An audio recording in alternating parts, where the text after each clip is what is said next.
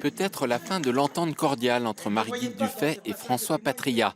Dans un communiqué, l'ancien président du Conseil régional de Bourgogne sort de sa réserve et critique la politique de subvention de la présidente de la grande région en matière culturelle. Il pointe le déséquilibre entre les 1 700 000 euros alloués au FRAC de Franche-Comté et les 350 000 euros versés à celui de Bourgogne.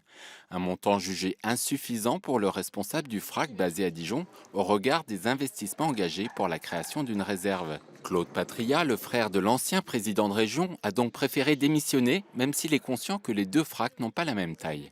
Moi, je n'étais pas du tout partisan d'enlever des moyens, de répartir 50-50 entre les deux, mais qu'il y ait à cette occasion, dans les limites budgétaires qui sont celles de la région et que je comprends tout à fait, qu'il y ait donné au FRAC Bourgogne de quoi réaliser son projet. Ce qui visiblement n'était pas la volonté des nouveaux élus.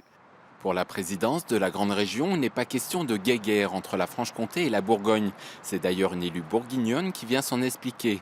Selon la vice-présidente en charge de la culture, ce refus d'augmenter les subventions est justifié par une alerte du commissaire aux comptes et à des problèmes de fonctionnement au sein du FRAC de Bourgogne. On demande à tous la même chose, de travailler en cohérence, intelligemment.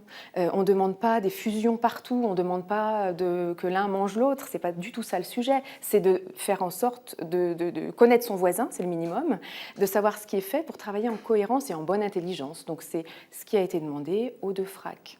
Et ce qui n'a pas été possible jusque-là et ce qui va l'être maintenant, on l'espère. Dossier politique ou querelle de personnes, l'avenir du FRAC de Bourgogne pourrait donc s'éclaircir avec un nouveau président.